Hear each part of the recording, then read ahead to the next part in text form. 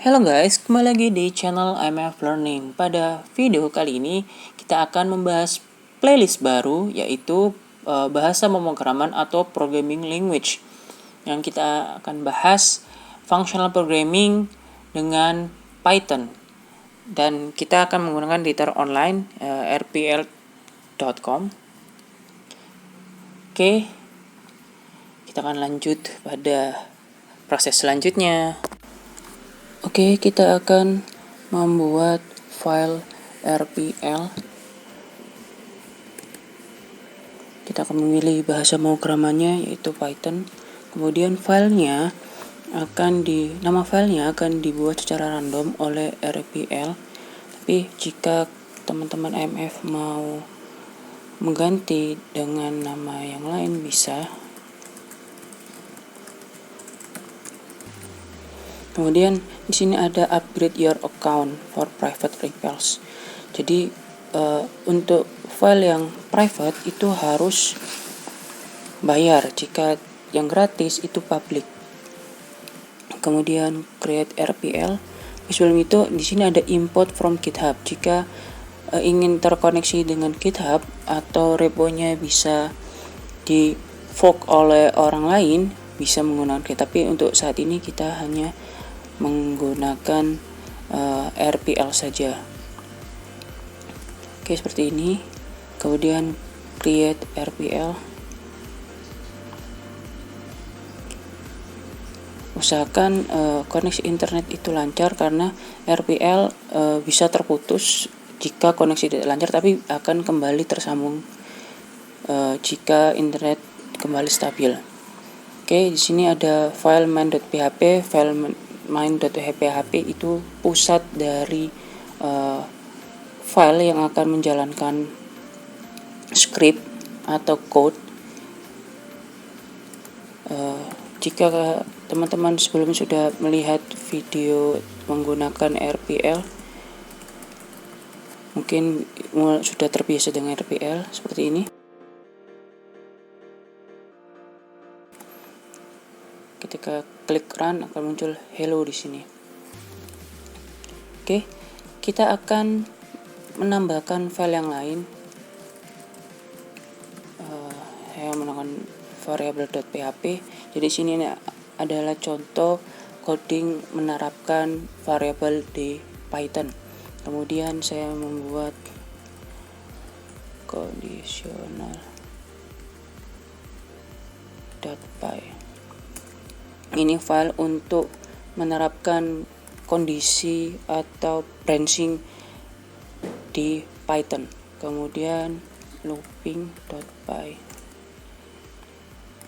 Kemudian function.py.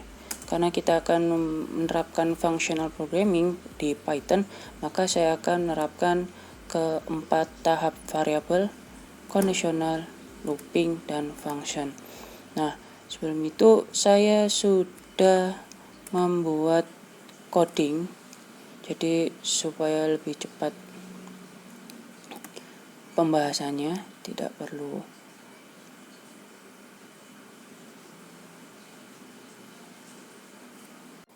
Oke, sebelum masuk ke tahap pertama variabel, lebih baik teman-teman IMF Learning bisa melihat video terkait teori dasar dan teknik pemrograman di channel IMF Learning.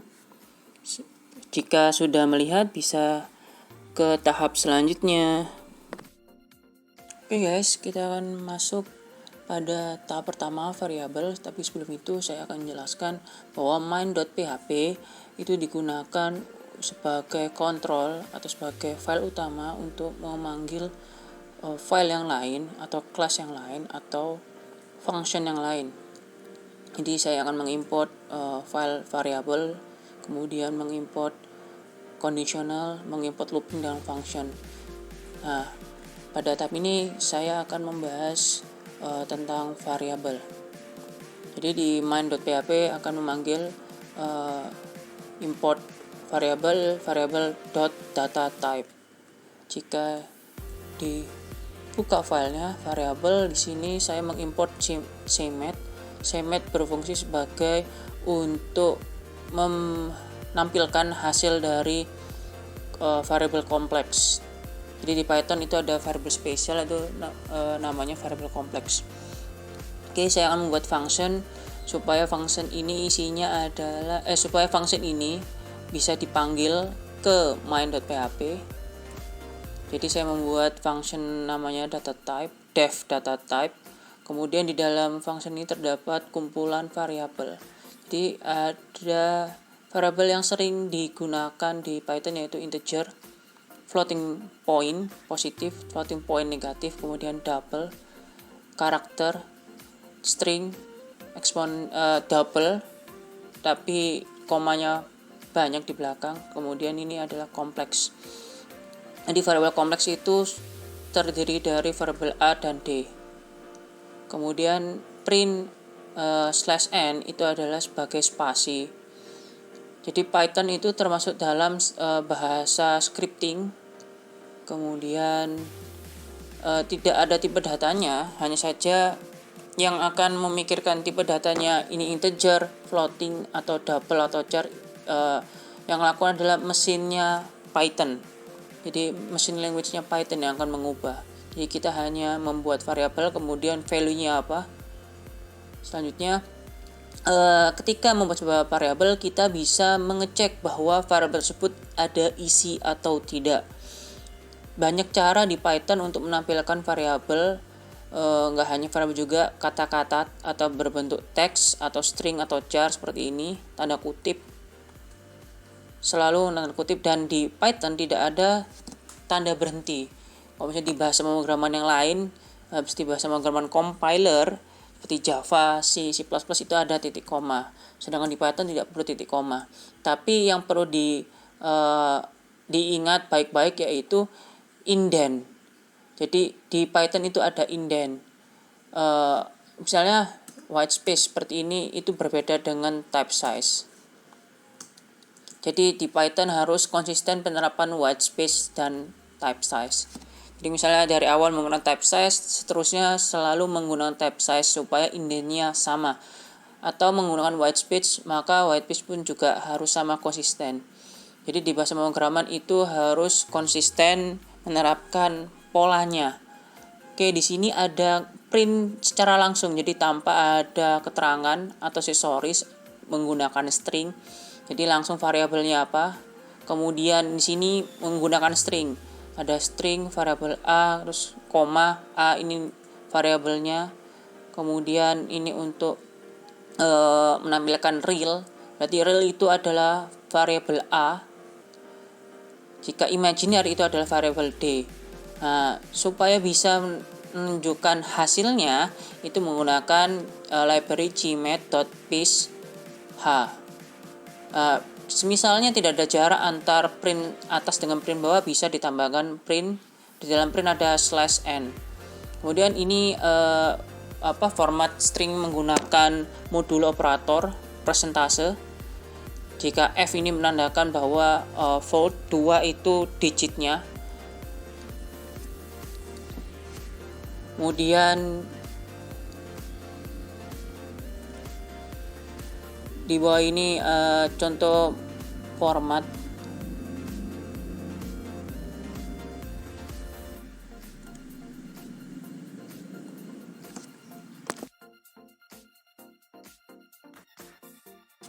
Oke, format ini sering digunakan di Python menggunakan modulo operator yaitu persentase. Kemudian format yang menggunakan kurung kurawa itu juga sering digunakan. Tapi sarana MF Learning lebih baik menggunakan format yang di bawah ini karena lebih mudah untuk diterapkan. Jika persentase menurut MF Learning itu agak susah karena harus menghafal persentasenya dan formatnya. Tapi kembali lagi ke teman-teman AMF Learning, lebih mudah menerapkan yang mana. Tapi bagi AMF Learning rekomendasi yang ini untuk menampilkan variabelnya di terminal atau di web atau di display yang sudah kalian buat. Oke, jika dijalankan maka akan muncul di terminal di sebelah kanan. Mungkin agak lama. Jika lama tampilannya, kalian bisa merefresh atau men-stop, kemudian mencoba running lagi, bisa Ctrl Enter.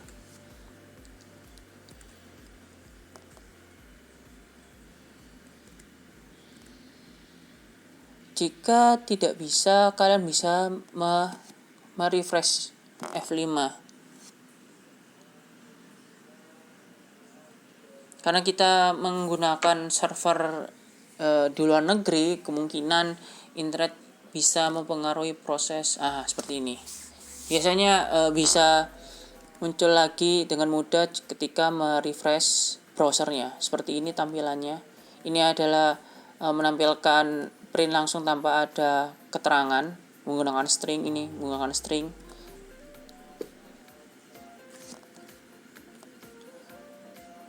Kemudian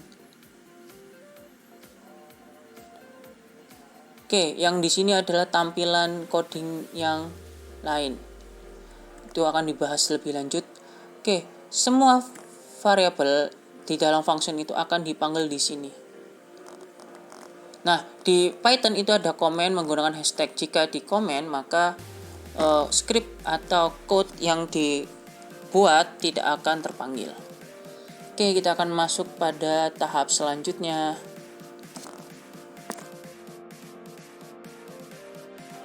Kita akan masuk pada tahap kondisional. Yang kita bahas yaitu if else dan else. Nah, di Python itu menerapkan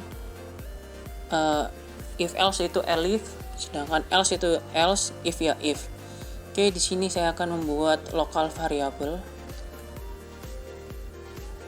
Ini integer, terus kemudian variable C diperoleh dari penambahan variable A dan B, kemudian variable D diperoleh dari A dikurangi B, kemudian variable E diperoleh dari C dibagi D, dan variable F diperoleh dari E kali C.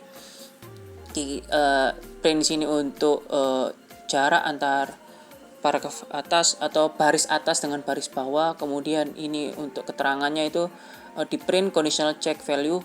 Di sini saya membuat kondisi di mana A kurang dari B. Jika nilai A kurang dari B, maka akan masuk ke proses pertama. Kemudian akan dicetak nilai dari variabel A. Atau sebaliknya, jika nilai A lebih dari B, maka akan masuk di else. Seperti ini. Karena tidak masuk, maksud saya A kurang dari B, maka yang ditampilkan ini. Jika ini dirubah, maka diubah menjadi lebih dari, maka yang muncul adalah yang B. Kemudian di sini ada kondisi yang melebar, wide. Jadi kondisinya itu ada 2, sedangkan ini lebih dari 2. Jika ingin melebar, itu bisa ditambahkan elifnya. Terus diisi kondisi expressionnya. Misalnya A kurang dari F, kemudian A lebih dari E, A kurang dari D, dan sisanya itu tidak termasuk dari ketiga kondisi ini, maka akan masuk else.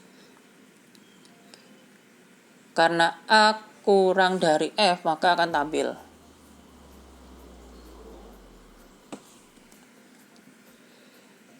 Ini kondisi yang melebar. Sedangkan kondisi yang mendalam level 1, berarti di dalam if itu nanti ada if lagi yang akan memilah bahwa A akan kurang dari variabel yang mana. Nah, yang di sini saya membuat yang variabel C. Seperti itu. Kemudian elif pun juga sama, ada kondisi if lagi di dalam. Kemudian else. Nah, usahakan nested if itu jangan terlalu mendalam karena algoritmanya atau prosesnya nanti bisa memakan waktu lama karena akan ada proses hitungan. Hitungan di sini bukan hitungan matematika tapi proses pengecekan.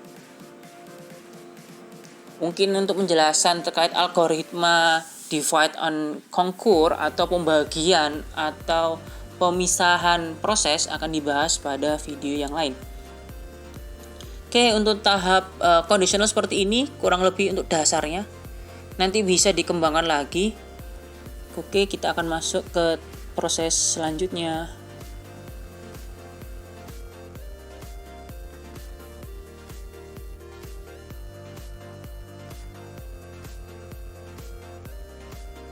Oke, kita akan masuk proses selanjutnya. Tahap looping. Oke, tadi saya belum running, jadi saya akan running sebelum masuk ke tahapan looping. Kalau saya running, maka yang akan muncul untuk kondisinya ini, karena nilai A kurang dari B, maka akan di print ada proses 1. Kemudian untuk cek value white-nya, karena nilai dari A lebih dari E, maka akan dicetak seperti ini. Karena A kurang dari F gagal, maka yang berhasil adalah A lebih dari E. Kemudian kalau cek untuk yang deep, berarti ada masuk pada proses kedua. Kemudian masuk pada proses kedua yang sub 2. Seperti itu.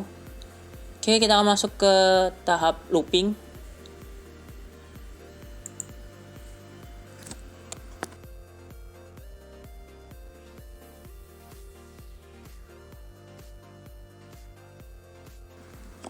Oke, kita akan masuk tahap looping.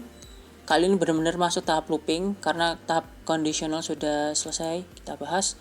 Oke, tahap looping pun juga sama seperti tahap di variabel. Karena file saya buat terpisah, maka saya buat function, dan di dalam function akan menerapkan looping di dalam.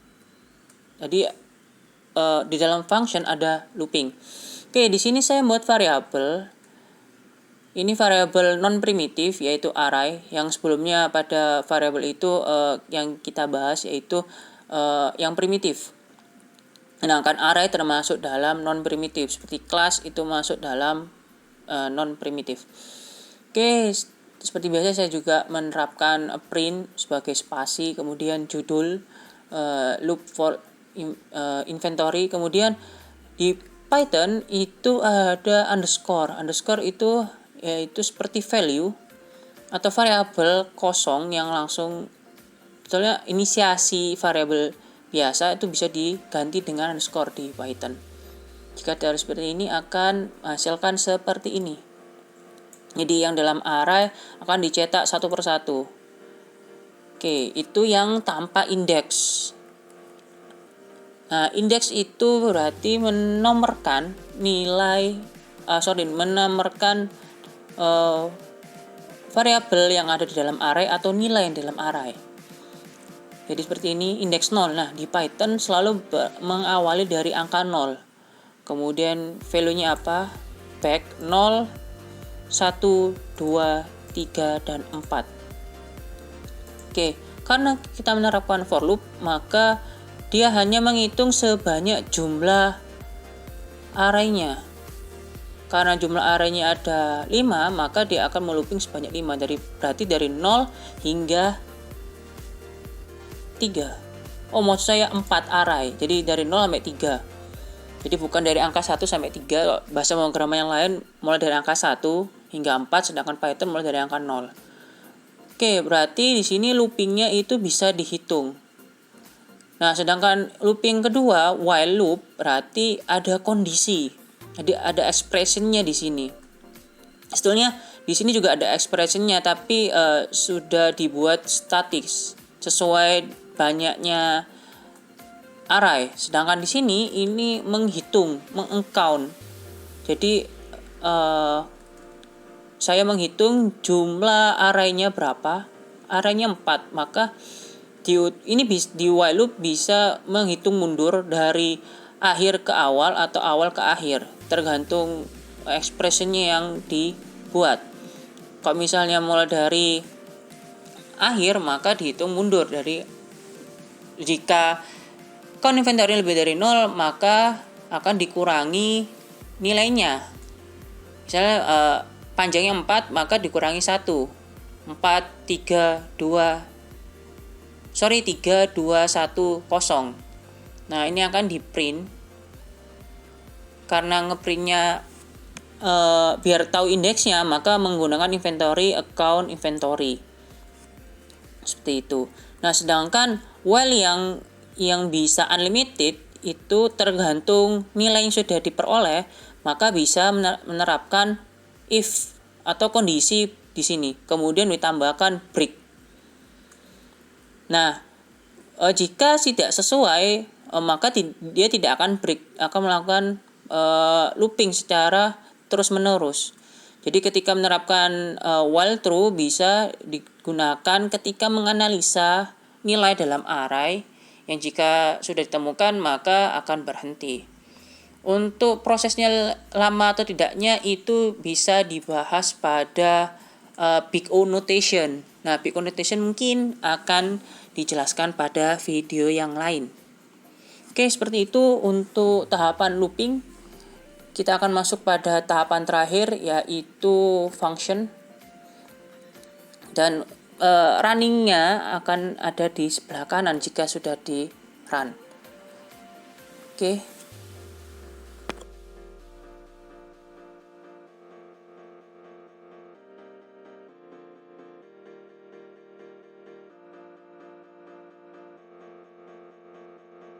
Oke, kita akan masuk pada tahap terakhir, yaitu function.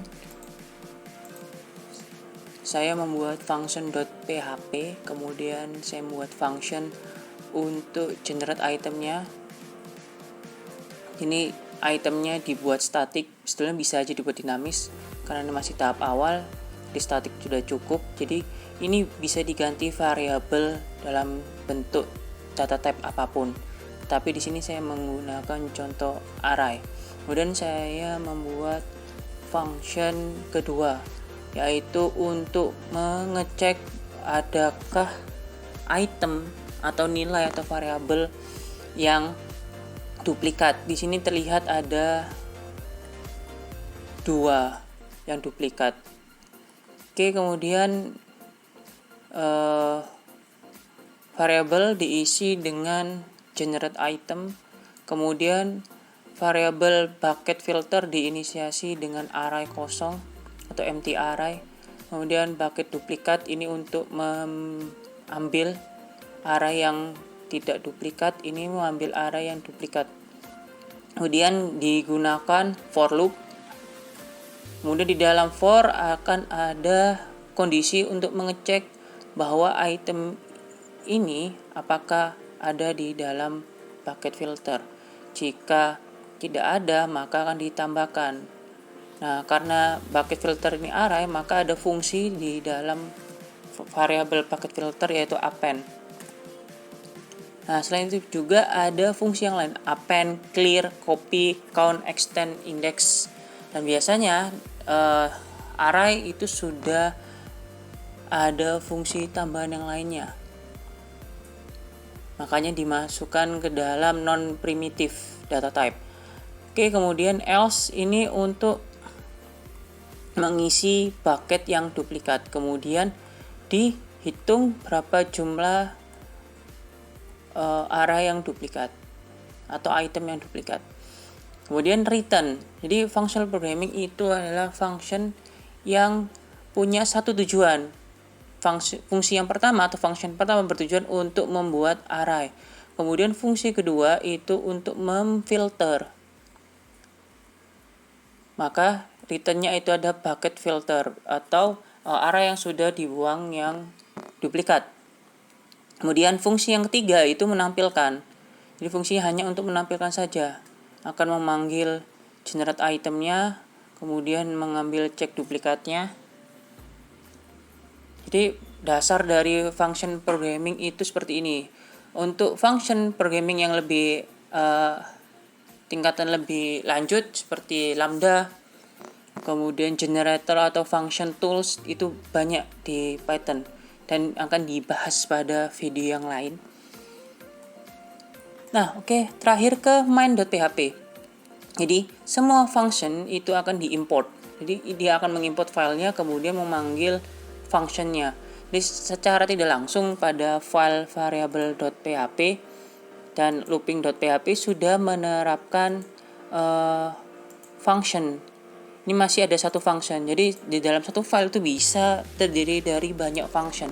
Dan usahakan semua function itu digunakan supaya tidak menghabiskan ukuran size file. Meskipun ukurannya sangat kecil di bawah MB, tapi usahakan semua function itu digunakan supaya program itu bisa dikategorikan ringan. Ringan itu dalam maksud adalah ukuran filenya.